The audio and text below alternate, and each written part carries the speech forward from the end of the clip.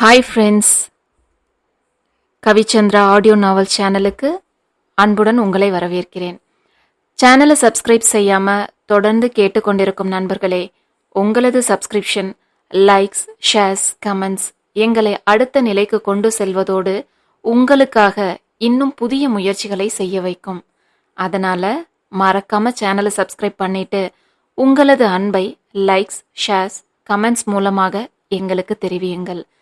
கதைகளை தொடர்ந்து நீங்கள் கேட்க விரும்பினால் அப்படியே பக்கத்துல இருக்க பெல் பட்டனை கிளிக் பண்ணுங்க. வாங்க கதைக்குள்ள போகலாம். தழல் 30. தன் காரில் இருந்து இறங்கி விறுவிறுவென நிமலன் அந்த இடத்திற்குள் நுழையவும் அதற்காகவே காத்திருந்தது போல் பார்த்தி அவனின் முன் வந்து நின்றான். இருவரும் எதுவுமே பேசிக்கொள்ளவில்லை. வேகமாக நிமலன் உள்ளே செல்ல பார்த்தியும் அவனை பின்தொடர்ந்தான். அங்கே டேனியல் நாற்காலியோடு சேர்த்து கட்டி வைக்கப்பட்டிருக்க அவனை சுற்றி பலர் நின்றிருந்தனர். நடுநாயகமாக அங்கே அமர்ந்திருந்த ஸ்ரீபதி நிமலனை கண்டதும், வாங்க முதலாளி என எழுந்து நின்றான். எல்லாரையும் வெளியே போக சொல்லு என்றவன் நேராக டேனியல் அருகே செல்ல, இத்தனை நாட்களாக கட்டி வைத்திருந்ததில் உண்டான கோபமும் சரியாக சாப்பிடாததில் உண்டான சோர்வுமாக நிமலனை பார்த்து முறைத்தான் டேவிட். என்ன ஸ்ரீபதி, முறைப்பெல்லாம் பலமா இருக்கு, நீ சரியா கவனிக்கலையா என்ன என்றான் நக்கலாக நிமலன். எங்க முதலாளி, நான் தான் கவனிக்கவே இல்லையே. நீங்க அவன் முழுசா வேணும்னு வேற சொல்லிட்டீங்க, அப்புறம் நான் எங்க கை வைக்கிறது என குறைபட்டு கொள்ளும் குரலில் கூறினான் ஸ்ரீபதி. ஓ, அதான் சார் முறைக்கிறாரோ என்றவன் திரும்பி டேனியலை பார்த்து, கவலைப்படாதீங்க மிஸ்டர் ரவுடி, இன்னைக்கு உங்களை நான் சிறப்பா கவனிச்சிடுறேன் என்றான் அவனின் கன்னம் தட்டி நிமலன். என்னைய கட்டி போட்டு உங்க வீரத்தை காண்பிக்க பாக்குறீங்களா என்று எகிரினான் டேனியல். ஏன் வெக்கமே இல்லாம நீ பொண்ணை கடத்தி அவகிட்ட உன் வீரத்தை காண்பிக்கல? நீ செய்யறதுதான் உனக்கு திரும்ப கிடைக்கும் என்ற நிமலன் அங்கிருந்த ஒருவனிடம் கட்டை அவிழ்த்து விட சொல்லி கண்ணை காண்பித்தான். அடுத்த நிமிடம் டேனியலின் கட்டுகள் அவிழ்க்கப்பட்டுவிட கையை உதறிக்கொண்டே எழுந்து நின்றவன் புரிந்து உணரும் முன் தன் வேட்டியை மடித்து கட்டி கொண்ட நிமலன் முகத்திலும் வயிற்றிலுமாக தொடர்ந்து அவனை தாக்கியதில் சுருண்டு விழுந்திருந்தான் டேனியல். என்ன முதலாளி, எனக்கு ஒரு சான்ஸ் கூட கிடைக்காதா? நீங்களே முடிச்சிடுவீங்க போல. எதிரில் விருந்து இருக்கும்போது விரதம் இருந்த மாதிரி இத்தனை நாள் முதல்ல நீங்க தான் தொடணும்னு இவனை வேடிக்கை பார்த்திருந்த எனக்கு எதுவும் இல்லையா முதலாளி என்றான் போலி கவலை குரலில் ஸ்ரீபதி. உனக்கு வேணும்னா புது பாடியை இறக்கிக்கோ ஸ்ரீபதி, இவன் எனக்கு தான் பர்சனல் வெறி, புரிஞ்சுக்கோ என்றான் நிமலன். புரியுது முதலாளி, இவனை நீங்களே முடிங்க, ஆனா நெக்ஸ்ட் நீங்க தூக்குற ஆள் எனக்கு தான் என்று காலம் நேரம் பார்க்காமல் டீல் பேசினான் ஸ்ரீபதி. அதற்குள் கீழே சரிந்திருந்த டேனியல் மீண்டும் எழுந்து கொள்ள அவன் எழுந்து நிற்கவே கூடாது என்பது போல் குறி வைத்து அடித்து சாய்த்தான் நிமலன். அதில் உண்டான வழியில் டேனியல் துடிக்க, எவனோ சொன்னான்னு நீயும் கிளம்பி வந்துடுவியா? நீ எவ்வளவு பெரிய பிஸ்தாவா வேணும்னாலும் இருந்துக்கோ, ஆனா கை வைக்க போற இடம் யாரு என்னன்னு தெரிஞ்சு வரணும் இல்லையா? இப்போ பாரு, யோசிக்காம நீ செஞ்ச தப்புக்கு வாழ்நாள் முழுக்க அனுபவிக்க வேண்டியிருக்கு என்று சொல்லிக்கொண்டே நிமலன் தன் முழு பலத்தையும் சேர்த்து டேனியலின் வயிற்றில் இறக்கினான். அதில் அலறிக்கொண்டு கீழே சாய்ந்த டேனியலுக்கு நிமலன் அடித்த வலியை விட அவன் பேசிய வார்த்தைகளிலும் அந்த குரலிலும் இருந்த அழுத்தத்திலும் தான் பயம் உண்டானது. வயிற்றை பிடித்தபடி டேனியல் கீழே விழுந்து புரள, என்ன வலிக்குதா? தடிமாடு, உனக்கே இப்படி வலிக்குதுன்னா பூ மாதிரிடா என் மதி, அவளுக்கு எப்படி வலிச்சிருக்கும், எவ்வளவு துடிச்சிருப்பா என கேட்டு மீண்டும் அதே இடத்தில் ஓங்கி மிதித்தான் நிமலன். இதில் பலமாகவே அலறினான் டேனியல். அன்று போல் நிமலனுக்கு ஈடு கொடுத்து சண்டையிட இன்று டேனியலால் கொஞ்சமும் முடியவில்லை. அவன் சுதாரித்து செயல்பட்ட இன்று நிமலன் வாய்ப்பே கொடுக்கவில்லை. அடுத்தடுத்து நிமலனின் தாக்குதலை தாங்க முடியாமல், அன்னைக்குதான் டீலிங்காக அந்த பொண்ண, ஆனா இப்போ உனக்காக தான் என்று டேனியல் திணறலோடு மூச்சு வாங்குவோம். அதுவும் தப்புதானே? அன்னைக்கு நீ கைய வச்சதுக்கே உன்னை சும்மா விட்டு இருக்க கூடாது டேனியல். ஆனா அன்னைக்கு நான் இருந்த நிலையில சரி விடு, அதெல்லாம் உனக்கு எதுக்கு? இன்னைக்கு என் பொண்டாட்டின்னு தெரிஞ்சும் நீ கை வச்சிருக்க, இப்பவும் நான் உன்னை சும்மா விட்டா நான் என்னடா ஹீரோ என்றவன் டேனியல் அடுத்து என்னவென உணரும் முன்பாக ஒரு பெரிய உருட்டுக்கட்டையை எடுத்து டேனியலின் வலது காலுக்கு குறுக்காக கொடுத்து அவன் காலை எதிர்ப்பக்கமாக தன் வலம் கொட்ட மட்டும் ஒடித்து திருப்ப கிளிக் என்ற சத்தத்தோடு அவன் கால் ஒடிந்தது. அப்போது அந்த இடமே அதிரும் வகையில் அலறினான் டேனியல். அடுத்து அதேபோல் இடது காலையும் உடைத்தான் நிமலன். வலி தாங்காமல் டேனியல் கத்திக்கொண்டே இருக்க, இந்த கையும் காலும் நல்லா இருக்கிற திமிர்ல தானே எங்க வேணும்னாலும் போகலாம், என்ன வேணும்னாலும் செய்யலாம்னு தோணுது. இனி உன் சாப்பாட்டுக்கே நீ அடுத்தவங்கள தான் எதிர்பார்த்து நிற்கணும். எத்தனையோ பிரச்சனை இருந்தாலும் எதை பத்தியும் கவலைப்படாம ஒரு பட்டாம்பூச்சிய போல பறந்துட்டு இருந்த என் மதிய வலியில துடிக்க வச்ச இல்ல, இனி வாழ்க்கை முழுக்க உனக்கு வலிதான் என்றவன் டேனியலின் மற்றொரு கையின் விரல்களையும் ஒடித்தான். இப்போது வலியில் கத்தக்கூட முடியாமல் ஒரு அரை மயக்க நிலைக்கு வந்திருந்தான் டேனியல். அவனின் நிலையை திருப்தியாக கண்டு ரசித்த நிமலன் திரும்பி ஸ்ரீபதியை பார்த்து, ஒரு 3 நாள் இவன் இங்கேயே இருக்கட்டும். இப்பயே வெளியே போட்டா கட்டு கிட்டு போட்டு உடம்ப சரி செய்ய முயற்சிப்பான். எங்க போனாலும் யாராலும் எதுவுமே செய்ய முடியாதுன்னு எல்லாரும் கைய விரிக்கணும். அப்படி ஒரு நிலையில இருந்தாதான் உயிர்னா என்னன்னு இவனுக்கு புரியும். வலி எப்படி இருக்கும்னு இத்தனை நாள் அடுத்தவங்களுக்கு கொடுக்கும்போது இவனுக்கு தெரிஞ்சு இருக்காது இல்ல, இப்போ தெரிஞ்சுப்பான் என்றான் நிமலன். சரிங்க முதலாளி, அப்படியே செஞ்சிடுவோம் என்று மறுவார்த்தை பேசாமல் சம்மதித்தான் ஸ்ரீபதி. அவனின் அந்த பணிவை கண்டு ஸ்ரீபதியின் தோளில் தட்டி புன்னகைத்த நிமலன் வெளி வாயிலை நோக்கி நடந்தான். பின்னேயே வந்த ஸ்ரீபதியை திரும்பி பார்த்து, அவனுக்கு சரியா சாப்பிட எதுவும் கொடுக்கலையா நீ என்றான் நிமலன். ஆமா, புது மாப்பிள்ளை மாமியார் வீட்டுக்கு விருந்துக்கு வந்திருக்கான், வகை வகையா கவனிக்க. போங்க முதலாளி, இவன் செஞ்சு இருக்க காரியம் தெரிஞ்சும் அவன் மேல கைய வைக்காம இருக்க நான் எவ்வளவு கஷ்டப்பட்டேனே எனக்கு தான் தெரியும். இதுல சாப்பாடு ஒண்ணுதான் இவனுக்கு குறைச்சல் என்றான் ஸ்ரீபதி. அவன் மனநிலை புரிய ஒரு தலையசைப்போடு அவனிடம் இருந்து விடை பெற்று கிளம்பினான் நிமலன். இப்போதெல்லாம் தினமும் 1 மணி நேரமாவது தோட்டத்தில் வந்து அமர்ந்திருப்பது தமயாவின் வழக்கமாகி இருந்தது. அன்றும் அப்படியே அமர்ந்திருந்தவளின் மனதில் அன்று இதே இடத்தில் நிமலன் அபி என அழைத்து மலர்ந்த முகமாக பேசி காட்சியே ஓடிக்கொண்டிருந்தது. அதிலும் அவள் இந்த வீட்டுக்கு மருமகளாக வந்து இருக்க வேண்டியவள் என சூரியகலா சொல்லி சென்ற வார்த்தைகளே தமயாவின் மனதில் மீண்டும் மீண்டும் ஒலித்து கொண்டிருந்தது. அதே நேரம் அங்கு வந்து இறங்கிய நிமலன் அவள் தனியே அமர்ந்திருப்பதைக் கண்டு, இப்படி தனியா வராதன்னு எத்தனை முறை சொல்றது உனக்கு என்றபடியே அவள் அருகில் வந்து நின்றான். அதில் ஒரு நீண்ட பெருமூச்சோடு திரும்பி அவனை பார்த்தவள், இங்க என்ன பயம், அதான் உங்க காட்ஸ் எல்லாம் சுத்தி இருக்காங்களே எனவும், நான் அதுக்கு சொல்லல, உனக்கு நடக்கும்போது ஏதாவது உதவி தேவைப்பட்டா என்றவனின் பேச்சை இடைவெட்டியவள், இன்னும் அந்த அளவுக்கு எனக்கு வயசாகல என்றாள் தமயா. இதில் ரசனையோடு அவள் மேல் தன் பார்வையை அலைய விட்டவாறே, அது பார்த்தாலே தெரியுது என்றான் நிமலன். அதை கேட்டு தமயா திரும்பி அவனை முறைக்கவும், அப்பா பயந்துட்டேன் என்று கேலியாக பேசியவாறே 5 மினிட்ஸ்ல வரேன் என அவளிடம் சொல்லிவிட்டு உள்ளே சென்றான் நிமலன். நிச்சயம் இருவருக்கும் குடிக்க ஏதாவது கொண்டு வர சொல்லுவான் என தமயாவுக்கு புரிந்தது. அதில் ஒரு குழப்பமான மனநிலையோடு தமயா அவன் சென்ற திசையை பார்த்திருக்க, அதே நேரம் அதிரடியாக உள்ளே நுழைந்தான் விநாயக். அவன் யாரென தெரிந்து வெளியே நின்றிருந்த பாதுகாவலர்கள் தடுப்பதா வேண்டாமா என தயங்கிய ஒரு நொடியை தனக்கு சாதகமாக பயன்படுத்தி கொண்ட விநாயக் உள்ளே வந்து விட்டிருந்தான். அவனை கண்டதுமே தமயாவுக்கு அன்று தொலைக்காட்சியில் பார்த்த நினைவு வந்தது. அதில் உண்டான திகைப்போடு தமயா எழுந்து நிற்கவும் அவளை ஒரு பார்வை பார்த்தபடியே வீட்டிற்குள் சென்றான் விநாயக். இதில் இப்போது என்ன பிரச்சனையோ என்ற பதட்டத்தோடும் 2 மணி நேரத்திற்கு முன் நிமலன் பார்த்தியிடம் அலைபேசியில் பேசியவாறே கிளம்பியது அரைக்குறையாக காதில் விழுந்ததில் உண்டான கலக்கத்தோடும் தன் உடல்நிலையை மீறிய வேகத்தோடு அவன் பின்னேயே சென்றாள் தமயா. விநாயக் வரவேற்பறையில் நின்றிருக்க சமையல் அறையில் இருந்து வெளியில் வந்தான் நிமலன். இருவரும் ஒருவரை ஒருவர் பார்த்து கொள்ள தமயாவுக்கு இரத்த அழுத்தம் எகிரியது.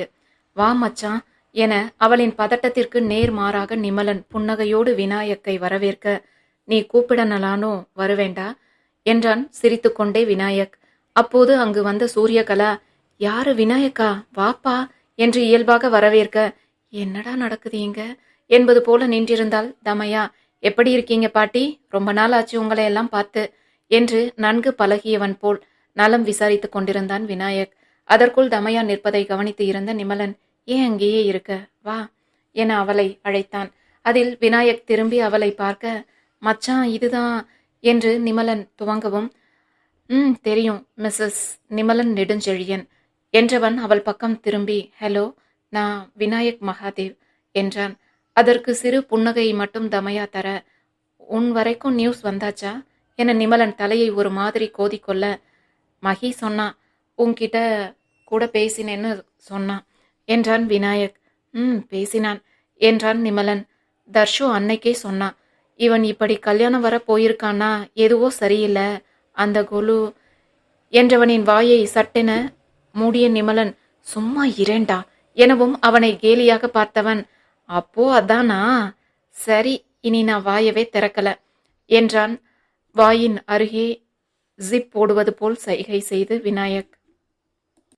அதில் தமையா அங்கே நிற்பதால் பேச்சை மாற்றும் விதமாக வாண்டடாக சென்று வண்டியில் ஏறினான் நிமலன். சொல்ல மறந்துட்டேன், நேத்து அபி பேசினா என்று நிமலன் துவங்கவும், வாவ் ரியலி, பாரு பேசணும்னா கூட அவளுக்கு உன் ஞாபகம்தான் வருது என்றான் வம்பிழுக்கும் குரலில் விநாயக். உனக்கு வேற வேலையே இல்ல, சும்மா இருமேன் என்ற நிமலனை வெறுமையாக பார்த்து, நான் மேல போறேன் என்றால் இறுக்கமான முகத்தோடு தமையா. அதில் அவளை திரும்பி பார்த்து தலையசைத்தவன் விநாயக் பக்கம் திரும்பி, அது கொஞ்சம் ஹெல்த் இஷ்யூ என்றான் நிமலன். கேள்விப்பட்டேன் என விநாயக் சொல்லவும், அடே அநியாயத்துக்கு அப் டு டேட்டா இருக்க என்று கேலி செய்தான் நிமலன். என்ன மச்சான் செய்யற வேலை அப்படி என்றான் விநாயக்.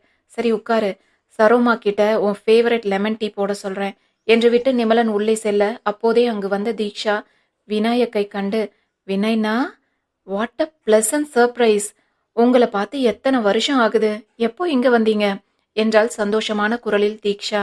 1 மாசம் ஆகுது தீக்ஷு, நீ எப்படி இருக்க, பாப்பா என்ன பண்றா என அடுத்தடுத்து இருவரும் பேச மேலேறி சென்று கொண்டிருந்த தமையாவுக்கு தலையே சுற்றியது. இப்படி இவர்கள் அனைவருக்கும் தெரிந்தவனுடனா அன்று எதுவும் தெரியாத பாவனையில் பேசினான் நிமலன் என்ற எண்ணமே நிறைந்திருக்க தன் அறைக்குள் சென்றாள் தமையா. 2 வாரங்கள் கடந்திருந்தது. தமையாவின் உடல் நன்றாகவே தேறியிருந்தது. அன்று இவளின் உடல்நிலை விரைவா சரியாக வேண்டும் என கோவிலில் பிரார்த்தித்துக் கொண்டிருந்த மாதவி அதற்கான பூஜைக்கு ஏற்பாடு செய்திருந்தார். அங்கு செல்லவே தயாராகி காத்திருந்தாள் தமையா. நேற்றே அவளிடமும் மாதவி பேசியிருந்தார். அதனால் முழுதாக தயாராகி அமர்ந்திருந்தவள் சேலை கட்டிவிட மட்டும் சரோஜாவை எதிர்பார்த்து காத்திருந்தாள். நிமலன் 1/2 மணி நேரத்திற்கு முன்பே தயாராகி எங்கோ சென்றிருந்தான். விரைவில் வந்து அவளை அழைத்து செல்வதாக சொல்லிவிட்டே அவன் சென்றிருக்க, ஏனோ மனம் அமைதியாக இருக்க முடியாமல் எதையோ எண்ணி குழம்பிக் கொண்டிருந்தது. நிமலன் தன்னிடம் நடந்து கொள்ளும் முறைக்கும் அவனின் பார்வை தன்மேல் பதியும் விதத்திற்கும் அவளுக்கு அர்த்தம் புரியாமல் இல்லை. ஆனால் அதை அப்படியே ஏற்றுக்கொள்ளத்தான் அவளால் முடியவில்லை. முதலில் தன் உயிரை பணயமாக வைத்து அவனை காப்பாற்றியதால் உண்டான பரிதாபமாகவே அதை பார்த்தவளுக்கு இப்போது அதில் பல மாற்றங்கள் உண்டாகி இருந்தது. ஆனால் நிமலனின் செயல்களையும் பேச்சையும் இயல்பாக ஏற்றுக்கொள்ளத்தான் அவளால் முடியவில்லை. நெருஞ்சி முள்ளாக அபியை பற்றிய சூரியகலாவின் வார்த்தைகளும் நிமலனின் மலர்ந்த முகமும் அவளை உறுத்திக் கொண்டே இருந்தது. பல நேரங்களில் நிமலனின் வார்த்தைகளில் தொக்கி நிற்கும் நேசம் அவளை அசைத்து பார்த்தாலும் இது அவன் உயிரை காப்பாற்றியதற்காக தன்னோடு இயல்பாக வாழ நினைக்கும் அவன் முயற்சியோ என்றும் மனம் குழம்பியது. இதே குழப்பத்தில் அவள் அமர்ந்திருக்க கதவு திறக்கும் சத்தம் கேட்டு எழுந்து நின்றவள், வாங்க ரோஸ், எவ்வளவு நேரமா உங்களுக்காக காத்திருக்கிறது. திடீர்னு அந்த லேம்ப் போஸ்ட் வந்து இன்னும் நீ ரெடியாகலன்னு குதிக்கும் என்றவாறே சேலை கட்ட வசதியாக உள்ளாடைகள் அணிந்து அதற்கு மேல் ஓவர் கோட் ஒன்றை அணிந்திருந்தவள் அதன் முடிச்சை அவிழ்த்து கொண்டே திரும்ப அங்கே நின்றிருந்தான் நிமலன்.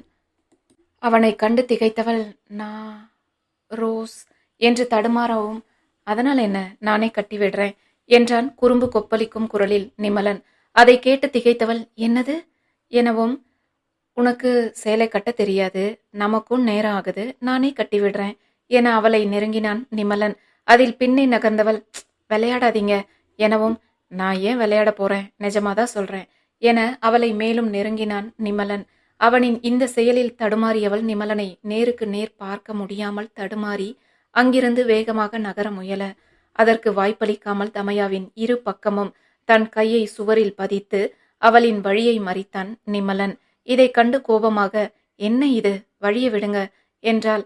ஆனால் அதற்கு அவனிடம் இருந்து எந்த பதிலும் வராமல் போகவும் பார்வையை திருப்பியவள் நிமலனின் பார்வை தன்மேல் படிந்திருக்கும் விதத்தை கண்டு திகைத்தாள். அப்போதே ஓவர் கோட் முடிச்சை அவிழ்த்தவள் அதை மீண்டும் போட மறந்தது புரிய அவசரமாக அதை போட முயன்றவளின் கையை நிமலன் அழுத்தி பிடிக்க அவனின் பார்வையிலும் செயலிலும் தமையாவின் மனம் படபடத்தது. விடுங்க என்றவளை நிதானமாக பார்த்து, சேலை கட்டணும் இல்ல என்றவனின் குரல் இன்று அவளுக்கு புதிதாக தோன்றியது. ஆனாலும் அவனை நிமிர்ந்து பார்க்க முடியாமல் திணறியவள், இல்ல வேண்டாம்" என்றாள் தந்தியடிக்கும் குரலில். "தமையா, எனக்கும் வேண்டாம்னு தான் தோணுது" என்றவனின் குரலில் இருந்த மாறுபாட்டில் தடுமாறியவள். பார்வையை உயர்த்த முடியாமல் திணற நிமலனின் விரல்கள் அவளின் வெற்றிடையில் மெல்ல விளையாடியது. அதில் வேகமாக அவனிடம் இருந்து விலக தமையா முயல, அதற்கு அனுமதிக்காமல் அவளை சுவரோடு சாய்த்தவன் அவளின் மேல் சாய்ந்து நிற்க, "ஏன் இப்படியெல்லாம் செய்றீங்க" என்று அவனின் செயலில் தன் மனம் தடுமாறுவதில் உண்டான கோபத்தோடும் விருப்பமே இல்லாமல் கடமைக்காக தன்னோடு அவன் வாழ நினைக்கிறான் என்ற எண்ணத்தில் உண்டான கழிவிரக்கத்திலும் கேட்டிருந்தாள் தமையா. ஆனால் அதை புரிந்து கொள்ளாமல், "ஏன்னு உனக்கு தெரியாதா" என்றான் காதல் இழையோடும் குரலில் நிமலன். "தெரியல, நிஜமாவே தெரியல, அதனாலதான் கேட்கிறேன்" என்று அவன் குரல் உணர்த்துவது உண்மையில்லை என்ற எண்ணத்தில் சட்டென உண்டான கோபத்தோடு கூறினாள் தமையா. "அப்போ புரிய வச்சிடலாம்" என்றவன் அவளின் முகத்தை நோக்கி குனிய வேகமாக தன் முகத்தை திருப்பி கொண்டவள், "ப்ளீஸ், போதும் உங்க நடிப்பு. இதெல்லாம் அன்னைக்கு உங்க உயிரை நான் காப்பாத்தினதுக்காக தானே. தயவு செஞ்சு சொல்றேன், இப்படி கருணையா கடமையா நீங்க என் கூட பழக வேண்டாம். இதுக்கு பதில் முன்ன போலவே என்னை திட்டி சண்டை போட்டுட்டே இருங்க, அதுவே நல்லா இருக்கு. இது எனக்கு வேண்டாம்" என்று படபடத்தாள் தமையா. அதில் ஒரு நொடி அவள் சொல்ல வருவது புரியாமல் தமையாவை பார்த்த நிமலனுக்கு பின்பே அவள் வார்த்தையில் இருந்த பொருள் புரிய, "என்ன பார்த்தா கடமையா கருணையா பழகிறது போலவா இருக்கு உனக்கு" என்றான். அதில் நொடியும் தாமதிக்காது, "ஆமா, வேற என்ன" என்றாள் வெடுக்கென தமையா. "காதலோடு பேசுறது போல தெரியலையா" என்றவனின் கரகரப்பான குரலில் லேசாக தடுமாறினாலும், "இல்லை" என்றாள் வீம்பாக தமையா. "அப்போ தெரிய வச்சிடுவோம்" என்றவனின் விரல் தமையாவின் கன்னத்தை மென்மையாக வருட, அதில் மயங்க முயன்ற மனதை வெகுவாக கட்டுப்படுத்தியவள் நிமலனின் கையை வேகமாக தட்டிவிட்டு, "ஏண்டா உங்களை காப்பாத்தினோன்னு நினைக்க வச்சிடாதீங்க" என்றாள் எரிச்சலோடு தமையா. "ஓ, அப்படி வேற நினைப்பியா நீ? சரி, நினைச்சிட்டு போ" என்றவன் அவளின் மறுப்பை எல்லாம் மீறி மீண்டும் அவளின் கன்னத்தில் தன் விரல் கொண்டு விளையாடியவாறே, "நீ எனக்காக உயிரை கொடுக்கும்போது நான் உனக்காக உயிரை கொடுக்க மாட்டேனா" என்றான் நிமலன். அதில் வெடுக்கென திரும்பி அவனை பார்த்தவள், "அதுக்காக என்ன மறுபடியும் போய் எங்கேயாவது மாட்ட சொல்றீங்களா" என்றாள் தமையா. "அதெல்லாம் எதுக்கு" என்றவன் அவளின் செவியின் அருகில் நெருங்கி, "நான் சிம்பிளா ஒரு ஐடியா சொல்றேன். நான் உனக்கு ஒரு உயிரை தரேன். அதை நீ பத்திரமா 10 மாசம் பாதுகாத்து நமக்கு ஒரு வாரிசா பெத்துக்கொடு, போதும்" என்றவனின் குரலிலும் அதில் இருந்த பொருளிலும் திகைத்து விழி விரித்தாள் தமையா. அவளின் அந்த திகைப்பை ரசித்தவாறே தன் முதல் முத்திரையை அவளின் விழிகளில் பதித்தான் நிமலன். அதில் தன்னையும் அறியாமல் விழிமூடி அவள் அதை ஏற்க தயாராக, அடுத்து அவளின் கன்னத்தின் வழியே பயணித்து இதழை வந்தடைந்தான் நிமலன். இதில் முற்றிலும் அவனோடு தமையா ஒன்றி போக, அவளின் எதிர்ப்பில்லா இந்த நிலை நிமலனை உன்மத்தம் கொள்ள செய்ய, நிறுத்தி நிதானமாக அவளின் இதழில் கதை எழுத துவங்கினான் நிமலன்.